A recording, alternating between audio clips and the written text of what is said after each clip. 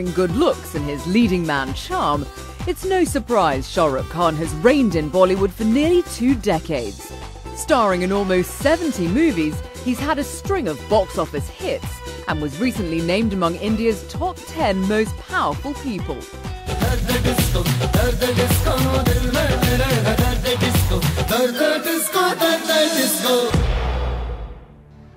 And while he revels in the limelight of his superstar status, the 44-year-old wasn't expecting the attention he received over his comments lamenting Pakistan's absence in cricket's Indian Premier League, with protesters calling for a boycott of his latest film.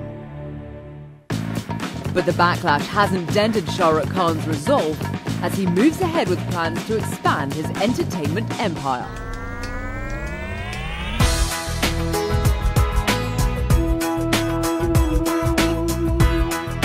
This week on Talk Asia, we're in the Bollywood capital of Mumbai to talk with the star about his career, that cricket controversy, and his refusal to kiss his co-stars.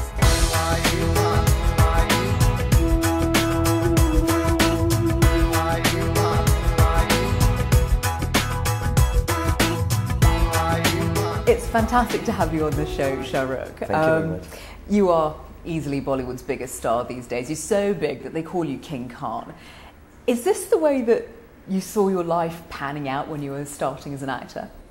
No, not at all. I still don't believe it. I still think it's this is like a dream. When I started off, I never thought that I would do anything else but wake up in the morning and work. The only thing that's added to it, and I tell this to everyone, is that I still wake up in the morning, work, but the only odd thing my kids find is that I'm a man and I wear makeup. So that's the only strange thing, sir. So we're doing this interview at your house, Manat, and there's often, throngs of fans outside just waiting to catch a glimpse of you. As they wait to just, see whatever crumb you might throw them, is that kind of a weird feeling to think of the immense scrutiny that you get? I feel very embarrassed and odd. I don't even call them fans. I think they are people who appreciate what I do. So I quietly my wife told me on weekends especially, because there's a lot of crowd here, about 1,000 people come out. So I go for 5 minutes and wave out, and then the cops get very angry because the traffic stops. So they come and shout at me. So I'm really embarrassed. I feel very odd, but I think when people have come to visit me in my house, then I should just be sort of kind to them and say hello to them. The scrutiny part, yes, there was a time I have a sense of humor. And the family feels I should stop it because it gets me into trouble. I say things and maybe people don't understand it, or they give me more importance than to think that I'm flippant. I should not be flippant. I should be more serious. I should just, and I feel, no, I've never been like that, and I just want to have fun and say things, which are easygoing. But many a times it's not taken like this, and then everything is scrutinized. Interesting that you should bring that up, actually, because one of the things that got you a lot of headlines recently was, as a Muslim, you said that it was a shame that the IPL hadn't picked up any Pakistani players for this season, and you own an IPL team, the Kolkata Knight Riders. Your comments caused this absolute firestorm, particularly with Hindu nationalists. Did you anticipate the furor that those words would cause? I did say in the interview, I hope I don't get into trouble for saying this before I said that, but I didn't think it would go to this extent. It became strange. There were strange things being said, and I'm like, listen, the bottom line, at least in my country, is there is a certain amount of freedom of speech, and which we also restrain and do. We are not completely outspoken, we don't do strange things, or say, at least I don't, and most of the people I know don't. So, there's freedom of speech. This is my point of view. They were burning effigies of you in the streets, some people. I mean, people were going absolutely nuts about this. I saw one guy, he had a slipper in his hand, he was hitting my poster with it. I want to find him. I want to meet up with him. He should try it with me when I'm standing in front, not on a piece of paper. Well, the main Hindu nationalist party, the Shiv Sena, obviously took what you had to say extremely badly. They were the ones who were mostly campaigning against you during this time, and they also threatened to disrupt the premiere of your, at the time, latest movie, My Name is Khan. Were you worried at all for the safety of yourself and your family and your fans? I'll be honest, I know Balasaheb Thackeray very well. He's always been very gracious to me. I know Mr. Uddhav Thackeray, Uddhavji. He's been very helpful. And I know them very well. We've never had, I've said this many times now. The top level of the Shiv Sena? Yeah, I mean, they meet me, I go over to their house. They're really gracious and wonderful with me. And we've never had ideological discussions. You know, maybe they have a different ideology for the party they run. But I'm not a political person, so we've never sat down and, you know, so why is it like that? We've never had this discussion. If there was genuinely a misunderstanding about what I said, which is quite possible, pick up the phone and, you know, I'd explain it, and it would have been, oh, okay. Oh, that's what you meant. Sorry, it's all right. We thought you meant this. You didn't mean that. No. That's the way it should have been. But I think it just became bigger than the personal relationship we shared.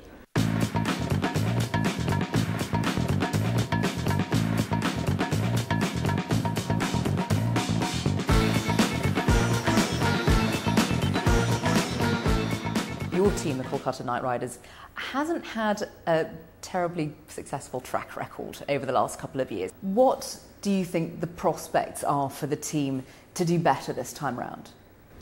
See, the thing that I say, you're being very kind when you say that they haven't been doing terribly well. I'm diplomatic like that. Okay, thank you. See, first thing, I'll tell you, I'll be a little philosophical about this. The first thing is that I have to accept, and the team has to accept.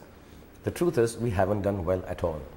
We've accepted that. The second part is, it's very easy to do better.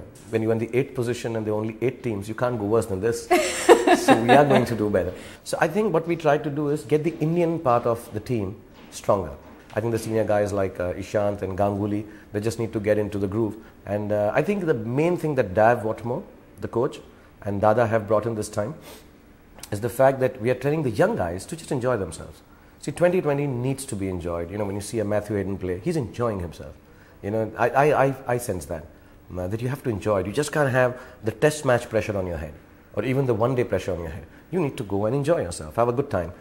So when the team was leaving, somebody turned around, one of the managers, and said, you know, we have to win only 7 or 8, and even if we lose 5, I said, we can't lose anymore. We've lost too many. We've lost for the next 4 years. So let's just go and win. So I think we will do better. I think we will do much better this year.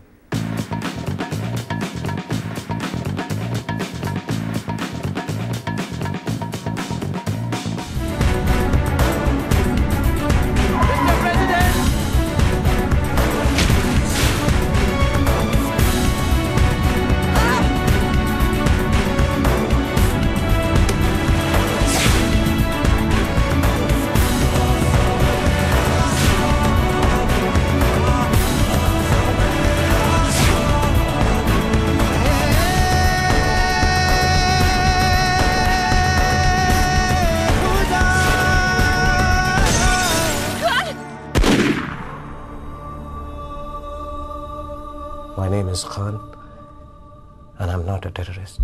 Let's discuss movies now, and specifically My Name is Khan, in which you play an autistic Muslim man in the US post 9/11. The film's done great, and particularly well in Islamic countries. Is that what your intention was? Were you trying to appeal to a Muslim audience? You know, I guess the fact that you choose, now that you say it, you said it so well, and I suddenly realized what a convoluted plot. An autistic Muslim man in America post 9/11. I'm like, oh. when you put it so simply, it sounds so complicated. See, no. I've never, you know, you make a film normally for a universal set of people, the kind of films that I do especially, I would like everyone to see them. Within those films, I'll always try and put in a little bit of difference so that it appeals, maybe, like if you do about hockey, the hockey guys or girls will like it more.